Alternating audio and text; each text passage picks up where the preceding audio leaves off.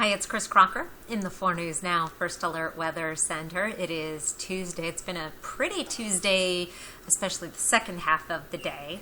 Not so much the first half, especially up along the Canadian border. Had a few showers, but now we've got some high pressure taking over, and if you have a hankering for some summer weather, we are going to see some of that this week before things change heading into the weekend. Let's take a look at our 24-hour forecast. I'm going to start off with this evening's upper air map as well as the surface features. We have a westerly flow over the region, and that has allowed some gusty winds to mix down to the surface. Wind gusts in the 25 mile per hour range. Those winds are going to be dying down tonight.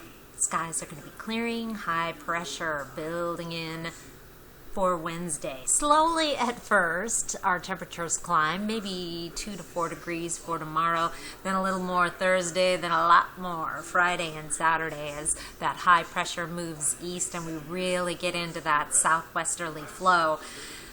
And then we're going to start to see some changes for the weekend. I guess this is one of those times where it's kind of nice for folks to be out of work so they can maybe enjoy some of that warm, sunny lake weather during the week, because the weekend's going to go downhill and I'm still not 100% sure on the timing.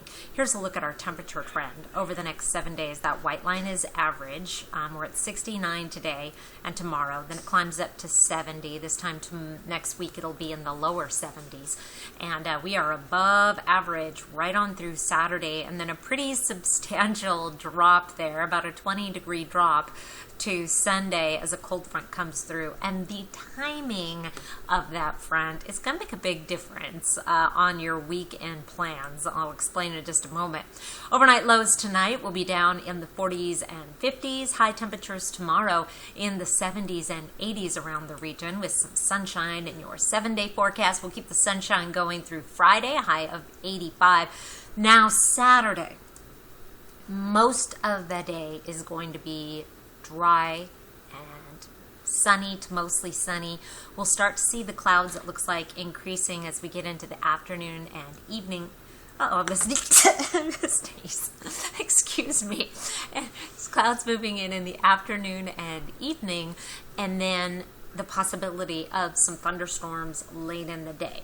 The timing, again, I'm not 100% sure on. And then that cooler, showery weather on Sunday. So the best time to plan some outdoor activities will be the first part of the day on Saturday.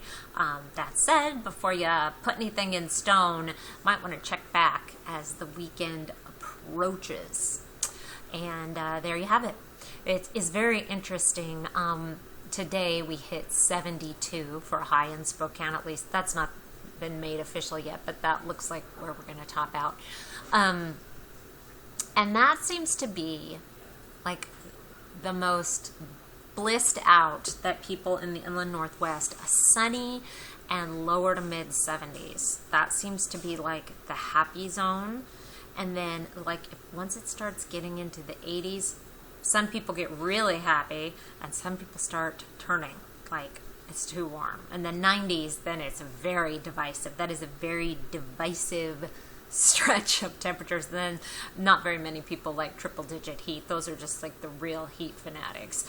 Then once you're in the 60s, then some of the warmer weather fans are like, oh, I want it to be warm. And then other cooler weather people, I love it. And then it gets... But the 70s, that's the sweet spot. I call it the mama bear range. Not too hot, not too cold, just right.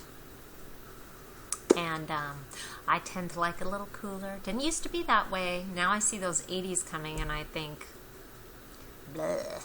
But I know I'm probably in the minority on that one. Anywho, there you go. If you're still watching, I might have tuned out by now if I were watching this and I started going on and on about temperatures of that nature. Have a wonderful day. I'll see you back here tomorrow and perhaps tonight on 4 News Now Nightside at 11 o'clock. Thanks for watching.